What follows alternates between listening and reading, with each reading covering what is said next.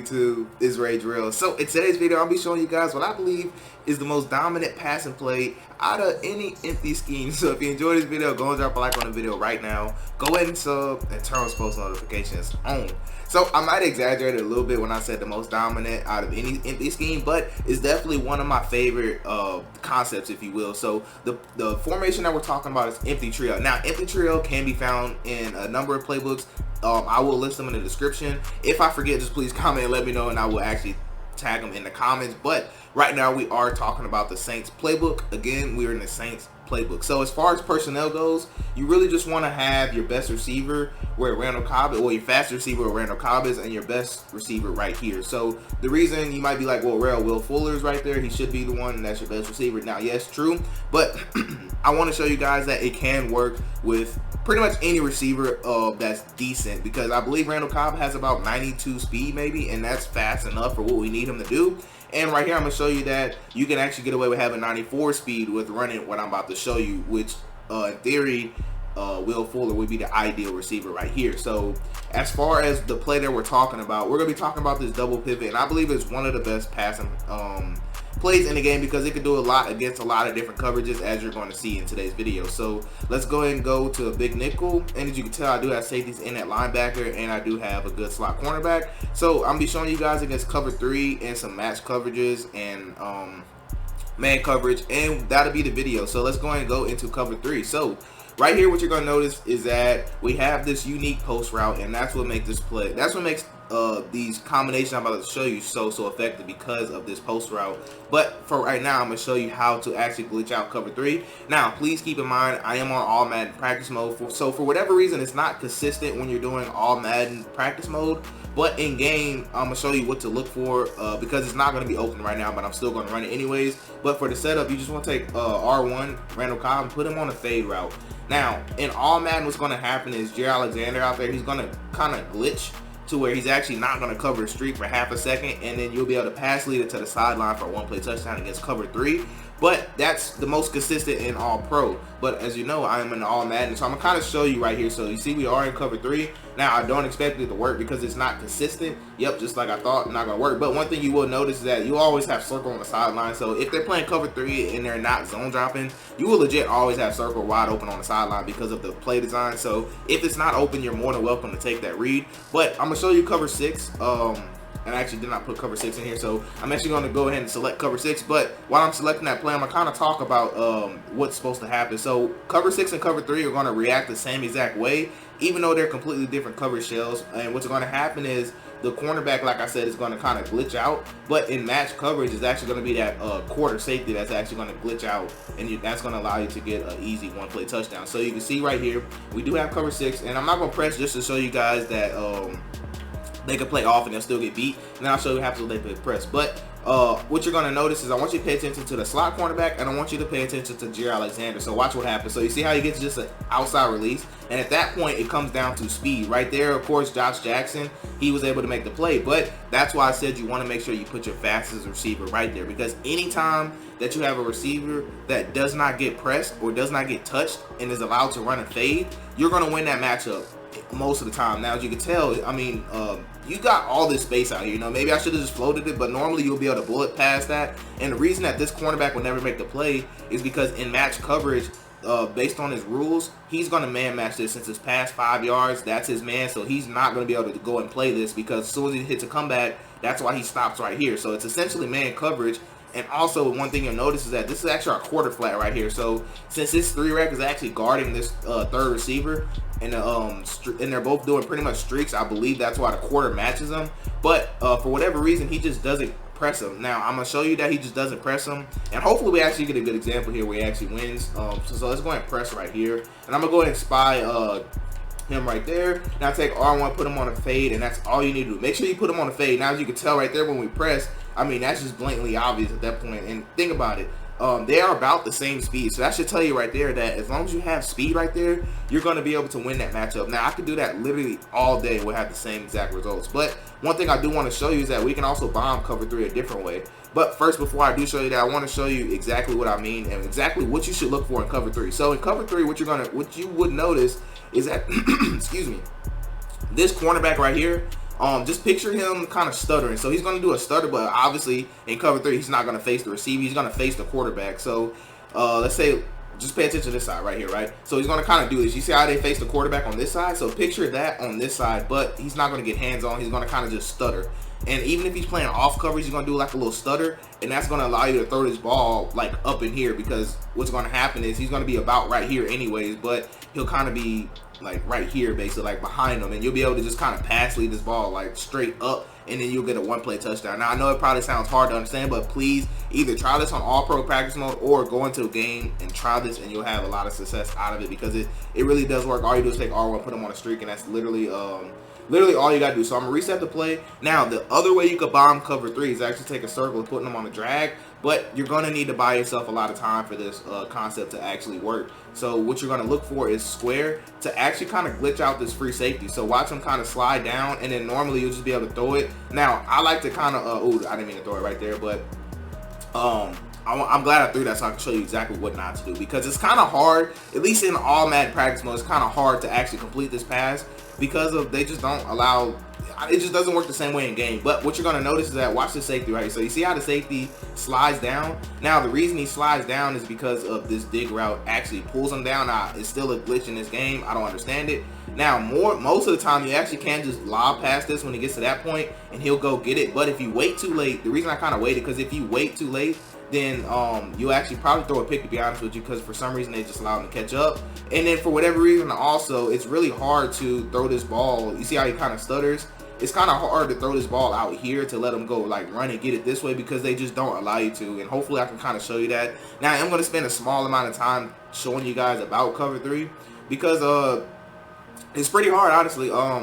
It's easy but hard. You just have to kind of, you have to know what you're looking for. So you want to look for that safety to slide down. As soon as that safety slides down, you actually want to kind of throw this ball. So you see him slide right then, and then now at that point you want to go ahead and get ready to launch it, and you can tell there's going to be no way they can get that as long as you have top end speed. But it's all about the timing. So that's why I said I suggest you please go in practice mode and actually kind of, you know, see how to do it, because if you line up in game and try to throw this, you're probably going to throw a pick, because it kind of took me a while to understand when to throw this ball. So hopefully I can do a good job explaining that to you right now. So you want to throw this ball as soon as he slides. So you see right here, I'm already getting ready to launch this ball. So you see him slide, I'm getting ready to launch this ball right now, and you want to be able to launch it so he can go get it. Because if you wait too late, like if I was just trying to throw this ball right now, then I'll throw a pick. Like if I was just doing my wind-up animation, I would throw a pick. So again, if you can kind of see it, as soon as he slides down and the corner passes him off, so you see the corner pass him off, that's when you want to throw this ball right here. You want to start throwing in your throwing animation. You'll get a touchdown every single time. Now I can show you guys that one more time, and I want to go ahead and move on, because there's a lot of things I want to talk about. Show you how to bounce cover 2. I'll show you how to bounce cover for quarters. There's a kind of a lot I want to show you guys in a little amount of time. So let's go ahead and get this video continue, man. So we got cover 3 right here. And again, I'm going to show you one more time. So you just want to wait until that safety slides down and that corner passes them off. But you don't want to guess two at the same time, because sometimes they don't, as you can tell right there. They didn't, and you'll be throwing a pick. So you really have to read it. I promise you, you just have to read it. It's not something you can just throw automatically just because they're in cover 3. Which is why I said this is kind of like a little, this is actually a little advanced bomb, because you have to be able to read what that safety's doing. You can't just throw it blindly, or you will throw a pick. I found it's better when you roll out, but even if they don't, you want to wait for them to chop. And then a lot of times you'll be able to have that pass right there on the sidelines right there. It was close that time, but normally it's not even going to be that close. So I'm running one more time, because you can tell it kind of just varies how they play it. So it's a high risk, high reward type of play. Well, not really high risk. It's just if it's not open how you want it to, just throw the ball out of bounds. Basically, you don't have to force it, but you just want to read it, because it's really unpredictable. It's right here. Even if it doesn't, what I like to do is wait for them to stop, and then right there you want to throw it on the sideline, but you want to throw it more upwards. Or just throw it out of bounds, to be honest with you. But you can still complete it. It just depends on who the safety is and how good they actually play it, to be honest with you. But let's go ahead and move on. I don't want to talk about cover 3 no more. So cover 3, the best way to bomb it is with this setup right here. This is the best way to bomb it, because it's more consistent in game. But right here we're gonna be talking about cover 2. So one thing I want you to mention is that I'm not gonna put my linebacker in the middle third for this particular play.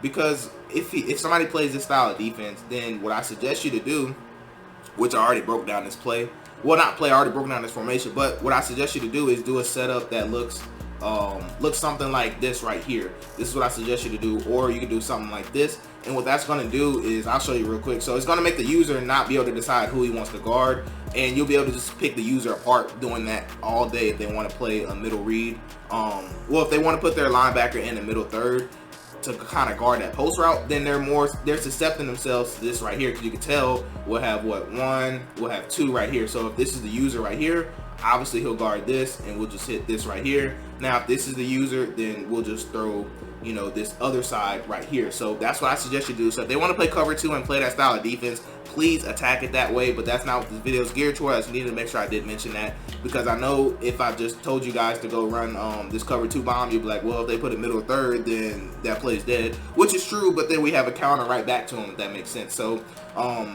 yeah, let's go and continue. So with this play, with cover 2, you actually do not need to do anything. So it's a perfect quick snap, 1 play touchdown against cover 2.